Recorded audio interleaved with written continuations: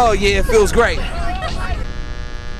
Stephanie Jeter reporting with good news in Oakland. We're visiting with Tim Westergren, the brainchild and Chief Strategy Officer of Pandora. Tim, last time we hung out with you was at World Entrepreneurship Day, and definitely our viewers have appreciated all the comments from that. We want to get an update on Pandora and how you're impacting Oakland. So Tim, welcome to Good News in Oakland. It's a pleasure to have you on the show. Thank you. It's good to see you again. Tim, I understand there's an exciting event going on tonight. Talk about that. What's going on? Yeah, it's a big milestone for us. We're celebrating our 5th anniversary, the 5th anniversary of the launch of Pandora as a website. As you know, we've been around about 10 years, but as a website, we launched in 2005. So we're having a party tonight for employees at the Fox Theater downtown. And Tim, it's absolutely fitting that we be talking about an anniversary of Pandora because music and entertainment historically has been an economic stimulus for Oakland. Mm-hmm. How many people does Pandora employ in Oakland, and how is Oakland being stimulated by Pandora?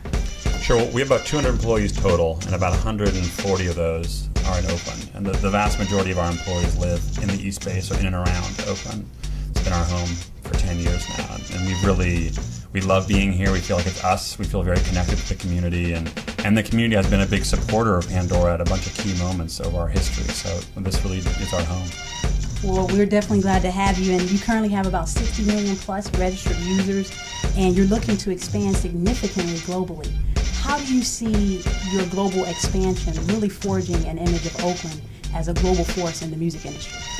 Well, I think this area, Oakland and the East Bay, is having sort of a real renaissance right now. We can feel it around us physically. We can feel it attitudinally among people that we're around, businessmen around here, other businesses. It feels like it's really vibrant.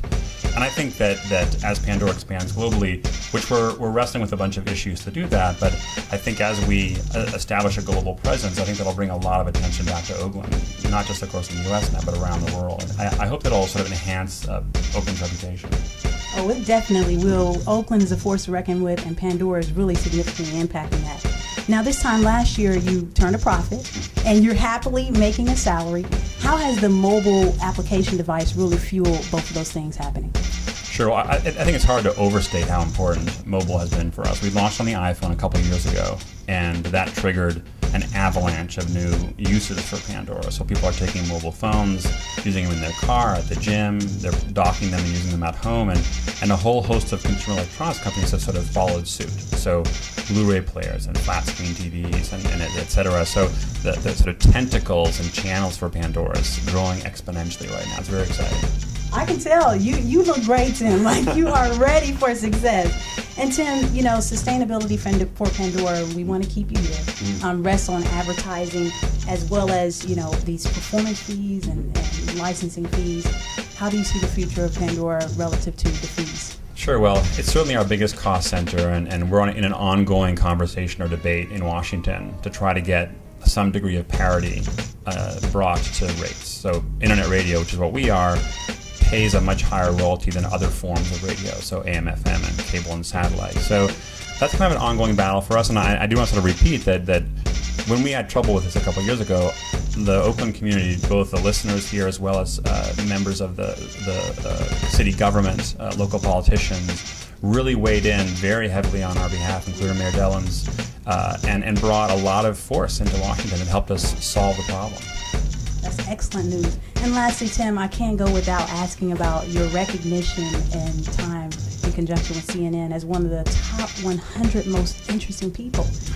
And that's amazing because it takes an interesting person to launch the Music Genome Project. How do you feel being recognized with people past and present like the likes of Barack Obama, Oprah Winfrey, Lady Gaga, Sister Carol Kearney, Phil Mickelson, Serena Williams? I could keep going on and on. How do you feel to be recognized with those people? Well, I'm really proud of it, not so much for myself, because I'm really there as a representative of an organization.